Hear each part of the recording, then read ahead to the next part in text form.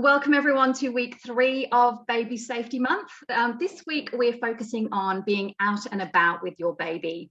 I'm Alex Hamilton. I'm the co-founder of charity Rivers Gift, and I'm also the Engagement and Relationships Manager at KidSafe Victoria.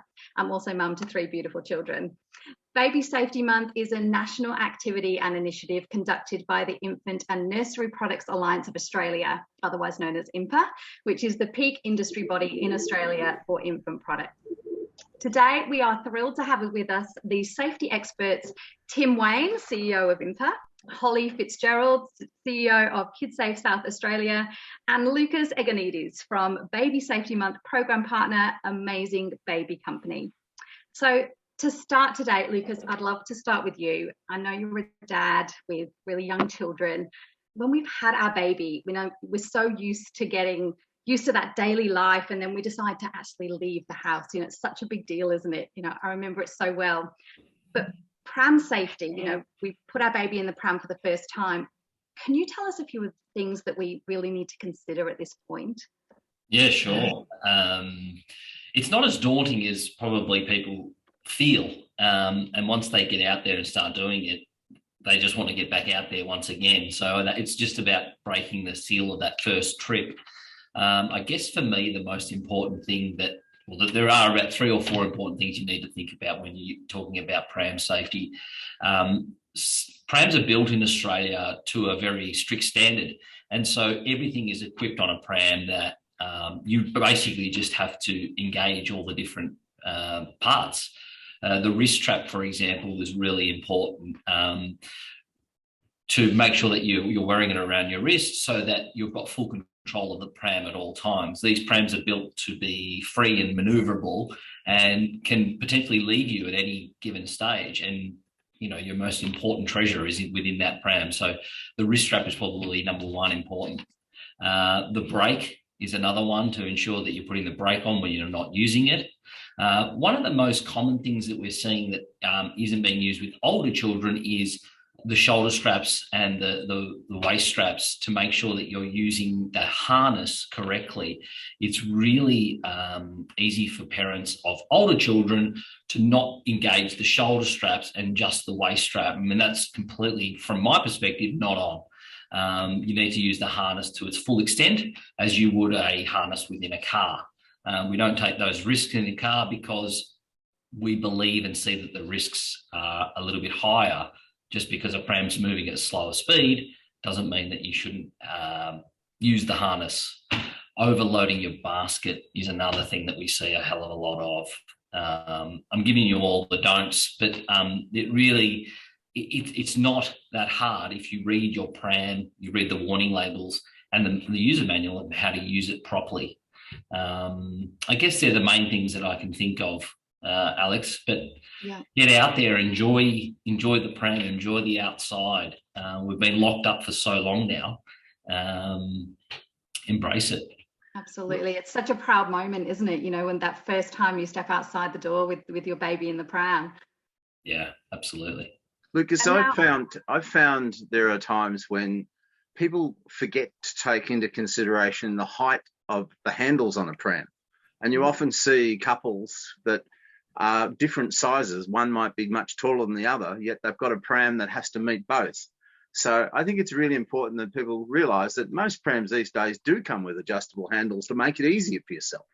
So when you're looking at buying a pram, that's one of the things people should check out as well. No doubt.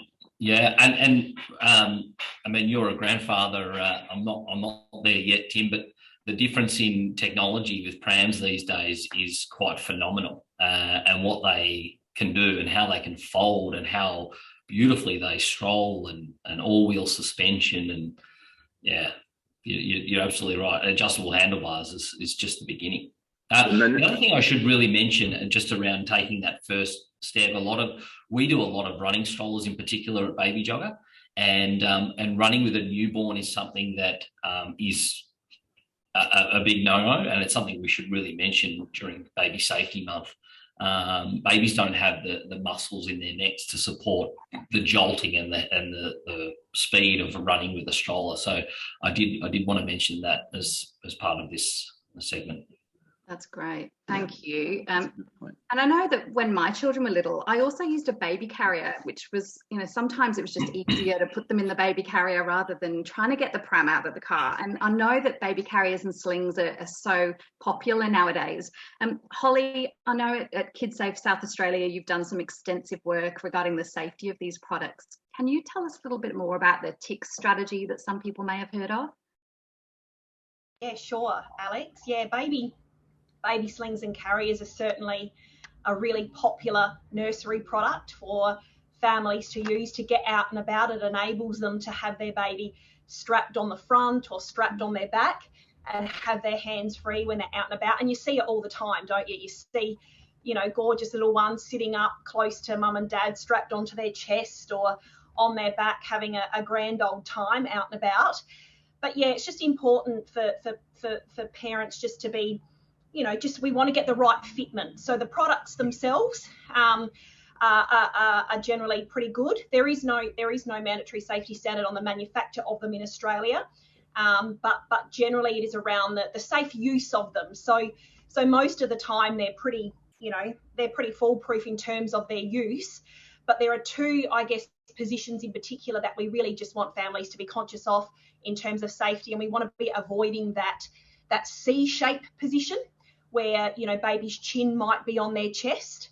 So you'll see most of the slings and carriers these days, babies very much in an upright position. You can see they're upright, their back is straight, their face is up and out, and their airway is clear.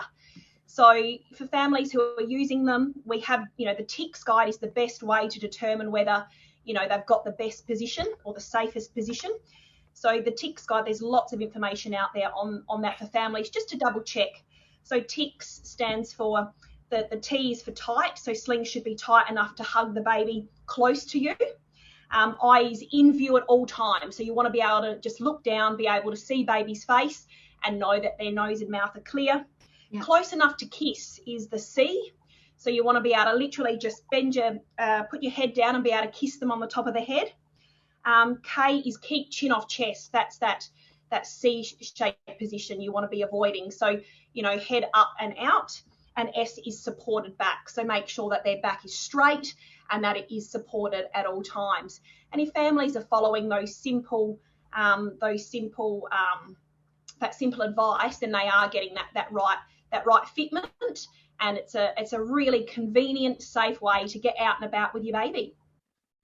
Thanks, Holly. Yeah, that really explains it really clearly for people. And while we're on the subject, can you tell me a little bit about portable cots? And, people can be so confused when they're now getting out and about and, we're looking at other temporary sleep arrangements for our children. What are the options? So portable cots are, temporary sleep environments. So, if you're going away for the weekend or if little one's staying at grandparents' house for the night, portable cots are a really convenient way, obviously, to sleep bubs day and night. With portable cots, I guess the most important thing not to do, which a lot of families perhaps do, is get an additional mattress cut and fitted into the portable cot itself. So and the reason why we don't recommend that happening is that the mattresses can be much thicker. It can cause the mesh sides to bow out, and that can become an entrapment hazard. So when using your porta cot, we strongly encourage just use the mattress that it comes with. Often those mattresses are really thin, and that's absolutely fine. It's really important that Bubs does sleep on a firm surface, so it's absolutely fine for Bubs to sleep on that thin, firmer mattress. We don't encourage getting an additional mattress cut and fitted in there.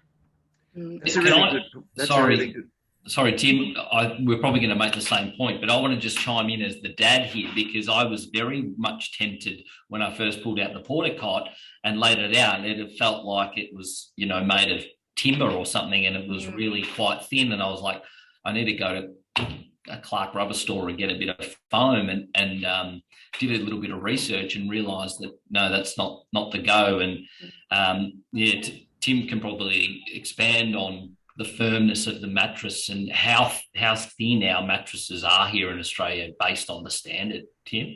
Yeah, look, I'm I'm a member through INPAA on Standards Australia committees, and one of the things we developed several years ago now in Australia was a mattress firmness test, because we were concerned that parents automatically thought soft was better than hard, when in actual fact it's a real risk reducing exercise to put a hard mattress up for a surface for an infant. They don't need a soft surface at any stage, and there is a lot of misinformation floating around there that promotes softness in a bedding situation. It's exactly the opposite of that.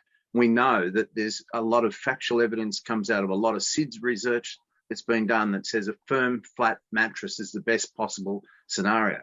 What I think is a crucial situation is that we have supervised sleeping and unsupervised sleeping. By supervised sleeping, I mean when a child might fall asleep while you're pushing it in the pram. That's a perfectly understandable situation. At least you're there to see if there's a need to intervene pretty quickly. A pram is not the ideal sleeping surface for sleeping environment for a permanent overnight unsupervised sleeping when you're asleep and the baby's asleep. So what we're trying to do is start to understand, and we're introducing this in a new definition in the standards for prams soon, that says there are circumstances where you have unsupervised sleeping and they're perfectly okay, but it's not okay to sleep kids in products like car restraints for long extended periods of time unsupervised. And I can't emphasize that point enough. So I think parents just need to be on the alert that temporary sleeping situations are temporary and they need to be supervised in some sort of format. That's why a porta cot is probably the best environment when you happen to be staying overnight somewhere out of your normal environment. You can't pick up your cot every day of the week and transfer that every time you go out in the car. It doesn't work that way. Not every grandparent has a cot set up in their house for their kids. That's why porta cots are really good. And you touched on car restraints. Sorry, Holly, you might want to cover this, Holly, but car restraints, people, it's so hard. You're out and about, you've got baby in the car and they might be in a carrier, and then you get them out and you pop the carrier in the pram. How long should we be leaving them in these sort of carriers as temporary sleep arrangements for? Well, certainly, as Tim explained, it is very natural, obviously, for children to fall asleep in the car, and they will do that. But once again, we really don't want that for long periods of time. So that is short periods of time. And once again, it's generally a supervised sort of arrangement where, the parent or carer is right there. So, yeah, you just want to be mindful of, we don't want children sleeping for long periods of time in the car. We understand that they will naturally fall asleep when out and about, but then usually, you might get to your destination and be able to get them out at that time, or if they're a newborn, obviously out of the carrier and onto like a flat surface. Yeah. Excellent. And I think one thing that's really highlighted from all of you talking today is the need to be so prepared. So really planning ahead for what that day looks like. And I remember packing my nappy bag for the first time and all my essentials, thinking I need sunscreen as we head out into the warmer months. I need a hat, food depending on the age of the baby, water, obviously spare nappies, an abundance of nappies that you need. But what no one really prepares you for is, on a much more serious note, and the other accidents that we need to be really vigilant about. And so, when you're out and about, you've ensured that your house is really safe and you're really familiar in that environment. But then once you step outside of those four walls, we need to really step up that supervision and heighten our awareness of hazards around us. Tim, I don't know whether you want to add to that. Yeah, I think a lot of common sense is what's important to use here, and to just be aware that accidents can happen very quickly. You can take your eyes off your child for a few seconds and they can get into mischief, particularly when they're a young toddler where they're crawling or walking around. They'll see things. And always remember to think of the toddler at their level, what they see and what they can access, not what you're accessing from an adult's point of view. It's a very different perspective. So little things left on the ground, if you're on a picnic or whatever, make sure that there's no small part items that can be swallowed really easily, because that a child can choke without you even being sort of conscious of what's going on, especially if you're distracted and we all know that we're all anxious to get out there and enjoy the outdoors more now, because if you've been in Melbourne, you've been locked up for a long time. So just be vigilant. Make sure that you check what's around you. Check from your child's perspective. Make sure they're not going to get their fingers trapped in anything. That type of thing. There's lots of hazards out there, but it shouldn't be something that you should be fearful of either. It's about understanding what those hazards are and doing something about it. Be careful around water. Make sure if you're visiting friends that there's a pet bowl full of water. Don't make sure that they're not getting access to those sort of things. Absolutely. And Holly, I know Kids Safe South Australia or Kids Safe Australia wide, work a lot in this space in accidental injury. Can you give any advice or thoughts on the sort of things that you see happen? The other one, I guess, Alex, really is around roads and car parks. So, you're out and about, you're coming down the street with the pram and just thinking about crossing over those driveways or those busy car parks, because, not everyone has children at the forefront of their mind. I mean, we work in the space, we've got children ourselves. We're always thinking, is there a small person behind the vehicle before we pull out of the driveway or pull out of the car park at the shopping centre? But not everyone is thinking like that, certainly. And they're just, in a busy car park, they're coming straight out. So just be very, very, that's what we would consider like a high risk environment. When you've got your bubs, you're focused on making sure they're okay, but just being aware of vehicles reversing and driveways, car parks in particular. It's probably worth making that same point that Lucas made a short time ago about using the brakes. The big difference in prams from when I had children many years ago was that they're so much more manoeuvrable now.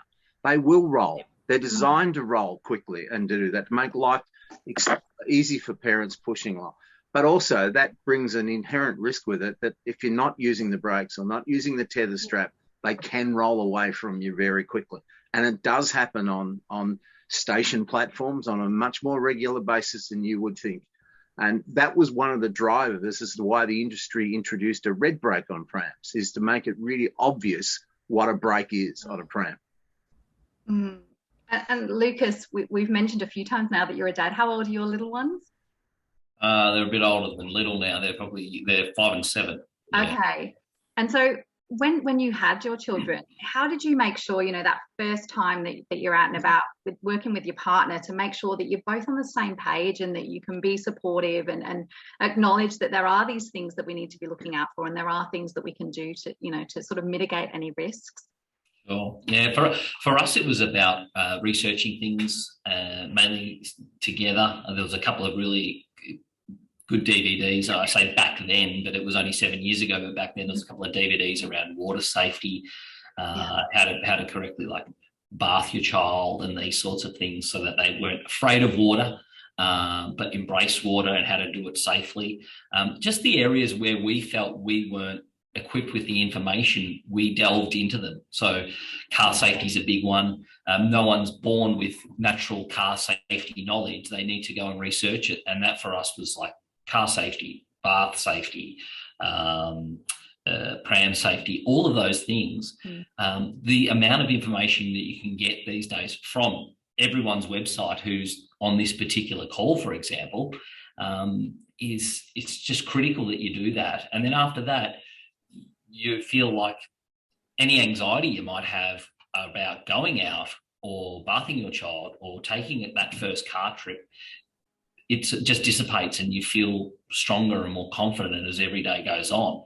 But you've always, as the child grows, different issues come about, and like Tim touched on, they become a toddler and they're moving then all of a sudden.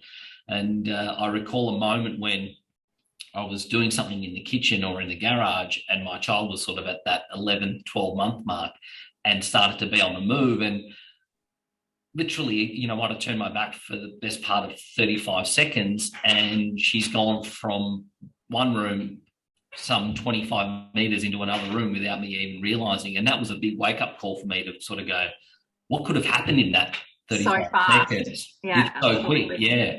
So you're forever learning, but if you can arm yourself with the information and not learn by errors, I think that's probably my biggest tip to parents to be. That's great. And also, I think, you know, we talk about parents, but we're including grandparents and other caregivers in this as well. And Tim, I know you're a very proud grandfather to Amelia. You've just seen so much change in products over, you know, since you've had your children and now with having Amelia. I guess I'm very, very fortunate to have the ability to have a granddaughter, and she is a little miracle child. But it really highlights to me how products have changed so much in the time when I was a dad. My baby's 33 now, so I mean that's a long time ago when I left that sort of baby stage, I guess. But I was gobsmacked about 10 or 15 years ago when I first started to get involved in this sort of industry, or it was 20 years ago now. In this industry, I learned about safety. I was a grandparent who had a shed full of baby products that I was going to use for my kids, my grandchildren, because I used them for my kids and they were good enough for my kids. I thought they'd be good enough for my grandkids. Well, it was only when I realised how unsafe those products were and how knowledge has grown so much about safety that I took an axe to some of those products. The wooden products that I had, I literally cut up with an axe. The ones that I had that were metal products, I made sure they could never be reused again as a nursery product because they had unsafe features on them, which were the norm when I was a parent for the first time. Grandparents now need to understand they need to let go of some emotional attachments that they may have had when they were parents and realise that there's great products out there, and those products are designed for them to make life easier as well, and listen to your children who have become recent parents, because a lot of the time those children are much more switched on to what's safe than you as a grandparent would be. So I think we all have a part to play in this process of safety, and we all need to share the information, and we shouldn't feel embarrassed if we don't have the knowledge, but the knowledge is out there, so look for it. I think, Lucas, you made that point as well. You know, it's not necessarily all about common sense, although a certain element might be, but there's so much to research now and so much to find out. And, you know, you mentioned our websites. I will list those now. So if you do have any more questions about this or other topics within baby safety, you can head to the websites kidsafesa.com.au/baby slings, or the INPAA website, which is www.inpaa.com.au, which has a whole wealth of information. And of course, head to our program partner, amazingbabycompany.com.au. Thanks so much, Tim, Holly and Lucas. This is just so invaluable to get you know, your expert knowledge on this. And yeah, I look forward to hearing more in the parts of Baby Safety Month. Thanks, Alex. Thanks, Alex.